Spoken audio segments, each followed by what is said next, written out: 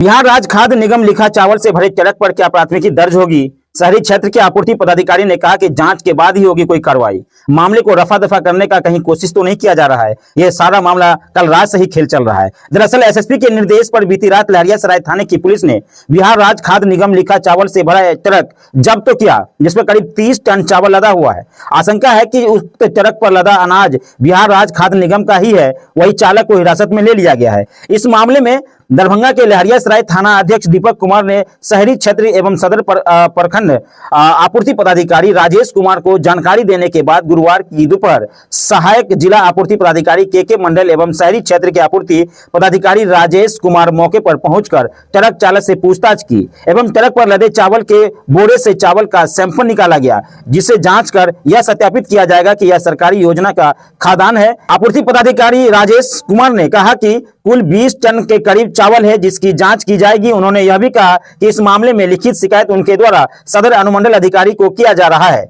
सदर अनुमंडल अधिकारी के आदेश पर आगे की कार्रवाई जरूर की जाएगी। दरअसल पुलिस के कब्जे में ट्रक के चावल निकाला गया तो देखने से प्रतीत होता है कि यह वही चावल है जिसे डीलरों के यहाँ गरीब उपभोक्ता को दिया जाता है। यह बता दें कि इस योजना में बड़ा खेल बेल है। इस धंधे में संलिप्त संवेदक की पहुंच भी ऊपर तक होती है। वजह पैसों के अवैध लेन देन है और पूरा सिस्टम इसकी चपेट में है। सूत्र पूरा विस्तार से जानकारी देते हुए मुझे बताया कि ये गरीबों को मिलने वाला यह चावल खासकर शहरी क्षेत्रों में गरीब लोग चावल को नहीं खरीदकर इसे बेच देते हैं। सूत्रों का यह भी कहना है कि डीलर 14 रुपए किलो के दर से चावल नहीं खरीदने वाले उपभोक्ता को पैसा दे देते हैं। अब डीलर से संपर्क में बैठा हुआ माफिया उसे 16 रुपए में भाव देकर खरीद कर ले जाते हैं।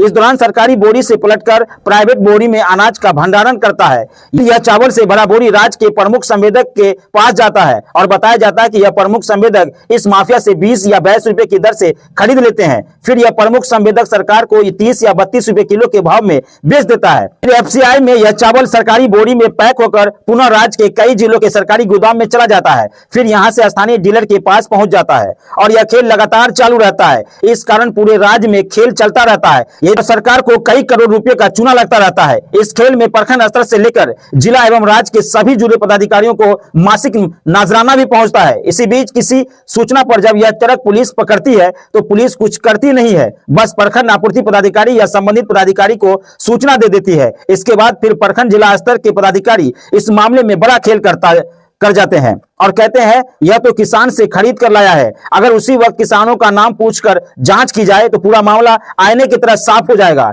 लेकिन ऐसा नहीं होता है।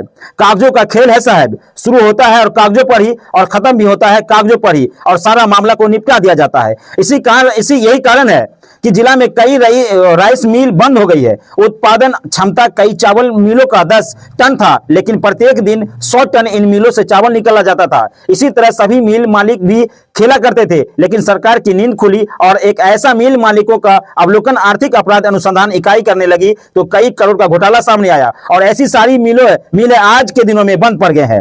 अब सवाल यही है कि बिहार राज्य खाद्य निगम लिखे ट्रक पर सरकारी अनाज के अलावे कैसे प्राइवेट अनाज ट्रक में लोड हो रहा था या लोड होकर जा रहा था। दूसरा अहम प्रश्न यह है कि सरकार के नियम अनुसार सभी ट्रकों में जीपीएस लगे होते हैं, जिससे पता चलता है कि ट्रक सरकारी गोदाम से कहां गई है और यह बात गोदाम प्रबंधक को पता रहता है। लेकिन इस आड़ में बड़ा खेला हो जाता है।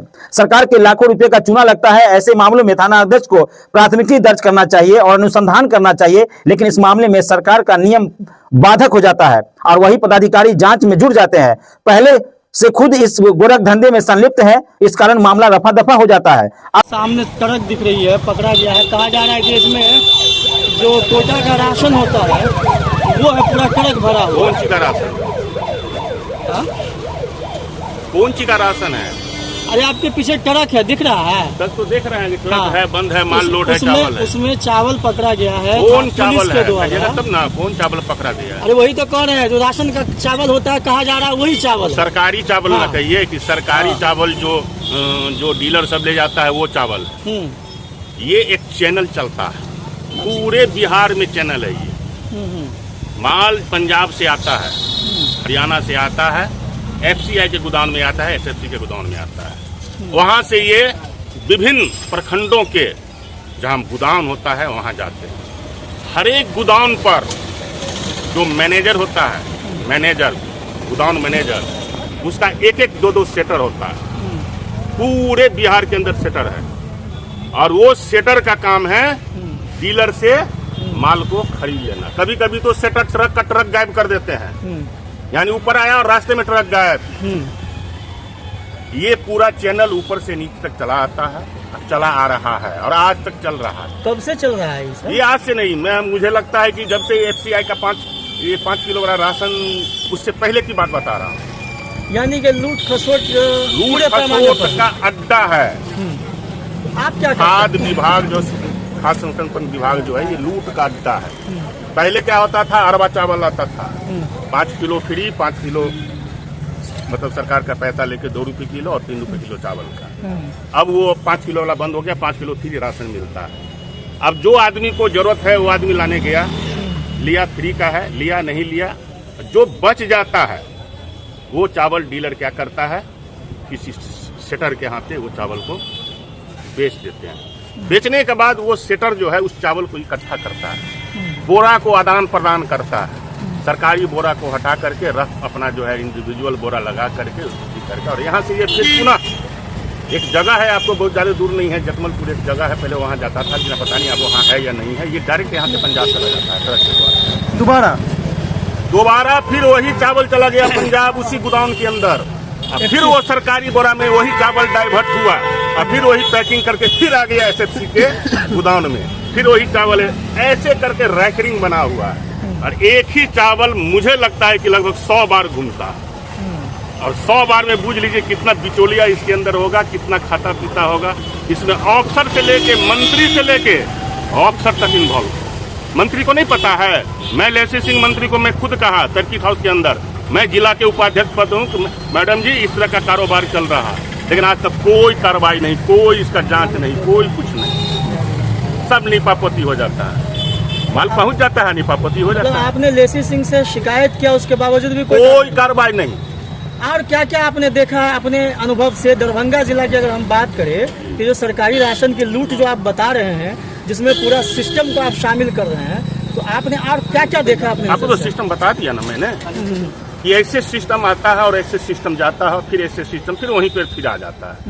अब ये क्या बोले, आप चल जाइए बहादुरपुर थाना में, अभी भी दो ट्रक आपको मिल जाएगा। बस केस हुआ, कैसे तक सीमित है। तो आपको क्या लगता है ये जिम्मेदार कौन है? ये जो जिम्मेदार सिस्टम जिम्मेदार होगा, कौन होगा? हमारी पार्टी अभी सरकार में है, तो मैं तो जिम्मेदारी ले रहा हूँ ना, ये गलत है और गलत हो रहा है, इस पर अंकुश लगना चाहिए, लेकिन नहीं लग पा रहा है। आपने कभी अपने स्तर से पार्टी में लिखित शिकायत किया है? सब मैं तो बता दिया ना कि मंत्री को जब मैं कह सकता हूँ भरे सभा में, नहीं लिखित में भी कहीं लिखित में मैंने नहीं दिया। मैंने जब शिविर लगा, हम लोगों का प्रशिक्षण का शिविर लगता है, उसके बाद हम लोगों को जब बुलाया जाता है कोई मीटिंग में अपनी बात रखने के लिए, तो मैं तो बात रखूंगा ना, लिख के क्यों दूंगा? मैं बात रखा वहाँ, बात रखने पर मंत्री जी ने बोले ठीक है हम आपसे बात कर लेंगे, बात करते हैं। तो कभी यहाँ पे जिला पदाधिकारी भी है, इन लोगों को कभी शिकायत किया? सबको मालूम रहता है क्या हो रहा है। जिलाधिकारी को मालूम नहीं होगा? जिला के अधिकारी, जिला पदाधिकारी के नीचे जिला के अधिकारी सब होते हैं, पदाधिकारी सब होते हैं, उनके होते हैं, सबको मालूम है कैसे माल जाता है, कैसे डिस्ट्रीब्यूट होता है, फिर कैसे सेटर के द्वारा कहाँ से कहाँ तक। गोदाम पर बता दीजिए सेटर की क्या आवश्यकता है, हमको ये बता दीजिए। सरकारी गोदाम पर सेटर की क्या आवश्यकता है, कौन रखा उसको? अच्छा, आप क्या DM साहब रख दिए? आपने कभी अपने स्तर से कोई लिखित या मौखिक मिल करके तो बोल दिया ना कि मैं मंत्री को मौखिक शिकायत कर सका हूँ सर। DM को आपने किया है? अब DM को क्या, जब मंत्रियों को कह दिया वो नहीं सुनता, DM कहाँ से सुनेंगे? जिला के अधिकारी होते हैं, IAS अधिकारी है, जिला के पूरे मालिक है।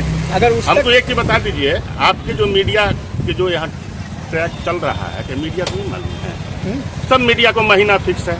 मेरे पास फोटो है, 20 से 25 मीडिया का फोटो दिखा देंगे आपको, जिसमें 10-20 नाम भी बता देंगे, सबका महीना फिक्स। बताइए नाम बताइए। अब थोड़ी नाम आपको क्या बता, अभी पता आप शर्मिंदा हो जाइएगा। आप ओपन करिए। मैं तो बता दिया ना कि आपका आदमी है। अभी वीडियो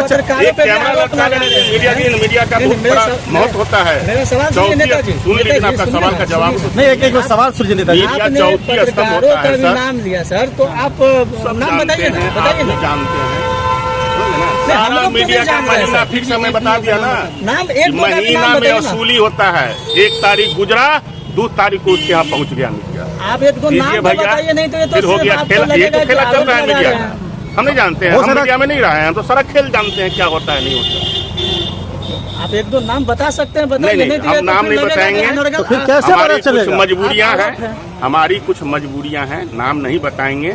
आप लोग भी अच्छी तरीके जानते हैं कि क्यों कौन नहीं मीडिया आप क्या आप गोपनीयता तरीके से हम ये प्रशासन नहीं को कर रहे दे हैं कि सभी मीडिया इसमें इन्वॉल्व हैं। कुछ मीडिया ऐसे ईमानदार हैं जो जैसे आज पकड़ा है ना, अच्छा, आप- अगर इसी तरह के ईमानदार मीडिया हमको हो कभी जाएंगे देखा तो क्या? बहुत कुछ होगा। मेरे बारे में क्या ख्याल है?